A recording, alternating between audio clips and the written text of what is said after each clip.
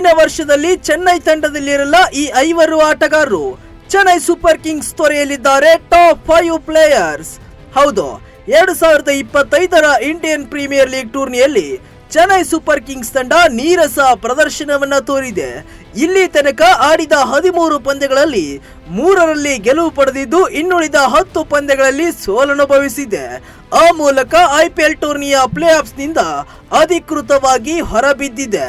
ಮಂಗಳವಾರ ನಡೆದಿದ್ದ ರಾಜಸ್ಥಾನ್ ರಾಯಲ್ಸ್ ವಿರುದ್ಧ ಚೆನ್ನೈ ಸೂಪರ್ ಕಿಂಗ್ಸ್ ತಂಡ 6 ವಿಕೆಟ್ಗಳಿಂದ ಸೋಲನುಭವಿಸಿತು. CSK ಯಿಂದ ಹೊರಬೀಳಲಿರುವ ಅಗ್ರ 5 ಆಟಗಾರರು ಯಾರು ಎಂದು ನೋಡುವುದಾದ್ರೆ, ಸೀಸನ್ 18ರಲ್ಲಿ ಚೆನ್ನೈ ಸೂಪರ್ ಕಿಂಗ್ಸ್ ತಂಡ ಅತ್ಯಂತ ಹೀನಾಯ ಪ್ರದರ್ಶನವನ್ನ ತೋರಿದೆ. ಆ ಮೂಲಕ ಟೂರ್ನಿಯ ಪಾಯಿಂಟ್ಸ್ ಟೇಬಲ್ ನಲ್ಲಿ ಕೊನೆಯ ಸ್ಥಾನಕ್ಕೆ ಕುಸಿದಿದೆ. ಅಂದ ಹಾಗೆ ಈ IPL ಟೂರ್ನಿಯಲ್ಲಿ ಸತತ ವೈಫಲ್ಯ ಅನುಭವಿಸಿದ ಅಗ್ರ 5 ಆಟಗಾರರನ್ನ ಚೆನ್ನೈ ಸೂಪರ್ ಕಿಂಗ್ಸ್ ತಂಡ ಕೈ ಬಿಡುವ ಸಾಧ್ಯತೆ ಇದೆ. ಅದರಲ್ಲಿ ಮೊದಲನೆಯವರಾಗಿ ರಾಹುಲ್ ತ್ರಿಪಾಠಿ.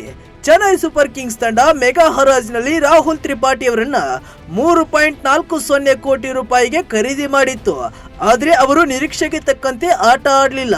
ಈ ಋತುವಿನಲ್ಲಿ ಅವರು ಚೆನ್ನೈ ಪರ 55 ರನ್ಗಳನ್ನ ಮಾತ್ರ ಗಳಿಸಿದ್ದಾರೆ. ನಂತರ ಅವರನ್ನ ಪ್ಲೇಯಿಂಗ್ 11 ನಿಂದ ಕೈ ಬಿಡಲಾಯಿತು. ಅಂದ ಹಾಗೆ ಇವರನ್ನ 2026ರ IPL ನಿಮಿತ್ತ ಕೈ ಬಿಡುವ ಸಾಧ್ಯತೆ ಇದೆ. ಇನ್ನು ಎರಡನೆಯದಾಗಿ ಅಶ್ವಿನ್. ಈ ಋತುವಿನಲ್ಲಿ ರವಿಚಂದ್ರನ್ ಅಶ್ವಿನ್ ಅವರ ಮೇಲೆ ಸಾಕಷ್ಟು ನಿರೀಕ್ಷೆ ಇತ್ತು. ಆದರೆ ಅನುಭವಿ ಆಟಗಾರ 10ರ ಎಕಾನಮಿ ರೇಟ್ ನಲ್ಲಿ ಕೇವಲ 5 ವಿಕೆಟ್ಗಳನ್ನ ಮಾತ್ರ ಪಡೆದ್ರು. ಮೆಗಾ ಹರಾಜಿನಲ್ಲಿ ಇವರನ್ನ 9.75 ಕೋಟಿ ರೂಪಾಯಿಗೆ ಖರೀದಿಸಲಾಗಿತ್ತು.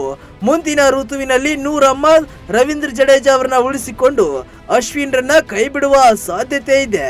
ಇನ್ನು ಮೂರನೇದಾಗಿ ವಿಜಯ್ ಶಂಕರ್ ಅವರನ್ನ ಚೆನ್ನೈ ಫ್ರಾಂಚೈಸಿ ಮೆಗಾ ಹರಾಜಿನಲ್ಲಿ 1.2 ಕೋಟಿ ರೂಪಾಯಿಗೆ ಖರೀದಿ ಮಾಡಿತ್ತು. ಆರಂಭದಲ್ಲಿ ಅವರು ಪ್ಲೇಯಿಂಗ್ 11 ತಂಡದ ಭಾಗವಾಗಿರಲಿಲ್ಲ. ಆದರೆ ಮಧ್ಯಮ ಕ್ರಮಾಂಕದ ಬ್ಯಾಟ್ಸ್ಮನ್ಗಳ ಕಳಪೆ ಪ್ರದರ್ಶನ ನಂತರ ಅವರಿಗೆ ಅವಕಾಶ ಸಿಕ್ತು. ಡೆಲ್ಲಿ ಕ್ಯಾಪಿಟಲ್ಸ್ ವಿರುದ್ಧ ಅರ್ಧಶತಕದ ಹೊರತಾಗಿಯೂ ಸ್ಥಿರ ಪ್ರದರ್ಶನ ತೋರುವಲ್ಲಿ ಅವರು ವಿಫಲರಾಗಿದ್ರು. ಹಾಗಾಗಿ ವಿಜಯ್ ಶಂಕರ್ ಅವರನ್ನ ಕೈಬಿಟ್ಟು ಮತ್ತೊಬ್ಬ ಸಮರ್ಥ ಆಟಗಾರನ ಆಯ್ಕೆ ಮಾಡಿಕೊಳ್ಳುವ ಯೋಚನೆ ಮಾಡಬಹುದು CSK ತಂಡ. ಇನ್ನು ನಾಲ್ಕನೆಯದಾಗಿ ಡೆವಿನ್ ಕಾನ್ವೆ. ನ್ಯೂಜಿಲೆಂಡ್ ಆಟಗಾರ ಡೆವಿನ್ ಕಾನ್ವೆ 2023ರ IPL ಟೂರ್ನಿಯಲ್ಲಿ ಅದ್ಭುತ ಬ್ಯಾಟಿಂಗ್ ಪ್ರದರ್ಶನ ತೋರಿದ್ರು. ಅವರು 16 ಪಂದ್ಯಗಳಲ್ಲಿ 672 ರನ್ ಗಳಿಸಿದ್ರು.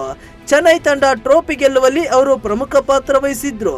ಆದರೆ ಗಾಯದಿಂದಾಗಿ 2024ರ ಟೂರ್ನಿಯನ್ನ ಮುಗಿಸಲು ಸಾಧ್ಯವಾಗಲಿಲ್ಲ. ಆದರೂ ಚೆನ್ನೈ ಮತ್ತೊಮ್ಮೆ ಅವರ ಮೇಲೆ ನಂಬಿಕೆ ಇಟ್ಟು 6.25 ಕೋಟಿಗೆ ಖರೀದಿ ಮಾಡಿತ್ತು. ಆದರೆ ಈ ಋತುವಿನಲ್ಲಿ ಅವರು ಉತ್ತಮ ಪ್ರದರ್ಶನ ನೀಡಲು ಸಾಧ್ಯವಾಗಿಲ್ಲ. ಹಾಗಾಗಿ ಮುಂದಿನ ವರ್ಷದ IPL ನಲ್ಲಿ ಕಿವೀಸ್ ಪ್ಲೇಯರ್ ಅನ್ನ ಕೈ ಬಿಡುವ ಸಾಧ್ಯತೆ ಇದೆ. ಇನ್ನು 5ನೇಯವರಾಗಿ ದೀಪಕ್ ಹೂಡಾ. 2025ರ IPL ಟೂರ್ನಿಯಲ್ಲಿ ದೀಪಕ್ ಹೂಡಾ 5 ಪಂದ್ಯಗಳಲ್ಲಿ 31 ರನ್ಗಳನ್ನ ಮಾತ್ರ ಗಳಿಸಿದ್ರು.